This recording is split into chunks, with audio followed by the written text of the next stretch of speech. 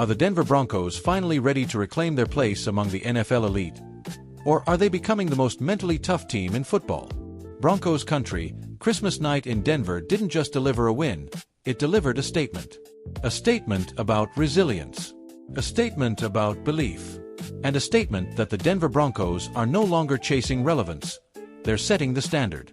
Under the lights at Empower Field at Mile High, with the cold air biting and the altitude quietly draining visiting lungs, the Broncos survived, and that word matters, a 20-13 win over the Kansas City Chiefs. It wasn't about fireworks. It wasn't about highlight reels. It was about control, execution, and surviving the moments where seasons can slip away. And with that victory, Denver improved to an NFL best 13-3 record. 13 wins. First place in the AFC. One more win away from locking up the #1 seed and home field advantage throughout the playoffs. Let that echo for a second. Home field advantage. January football. Mile High. That combination has broken dreams before.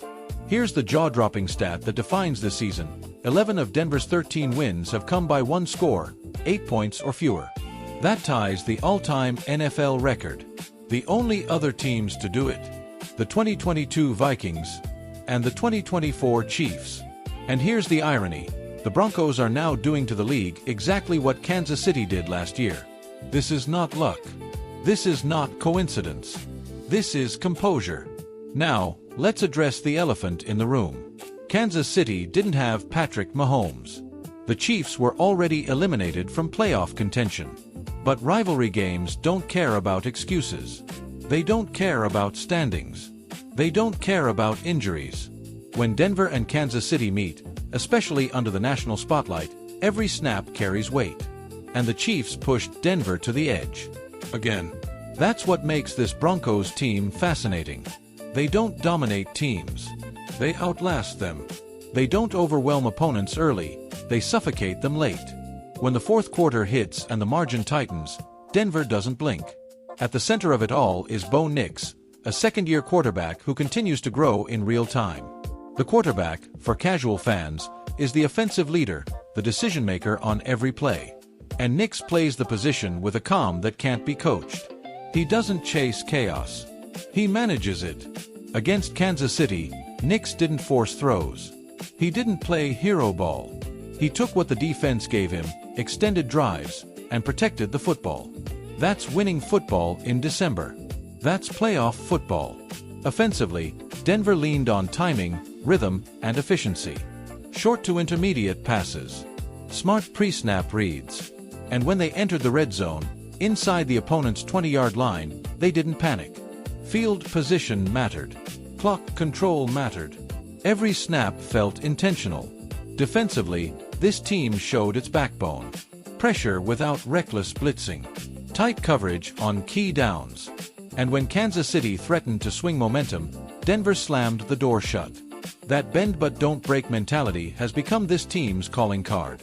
One AFC executive told me this week, Denver doesn't beat you with flash.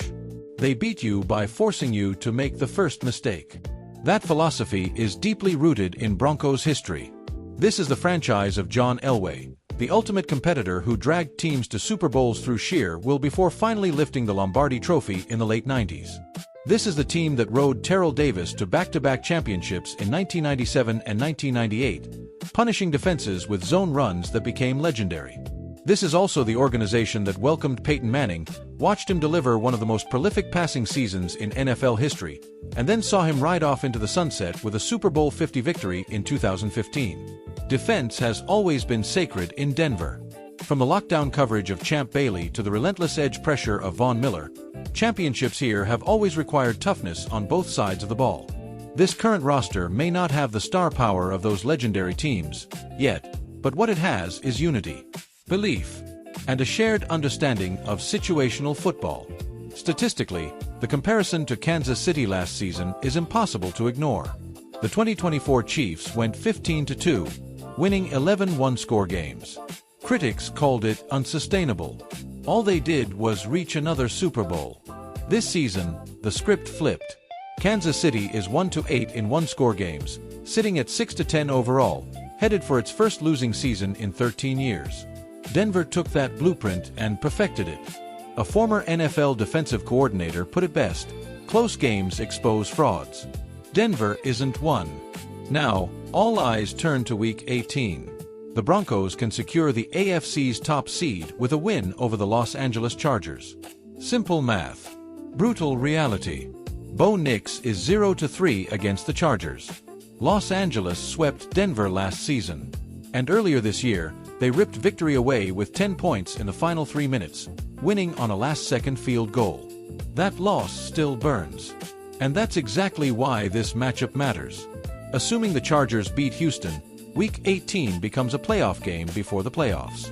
Division title, conference seeding, momentum, everything on the line.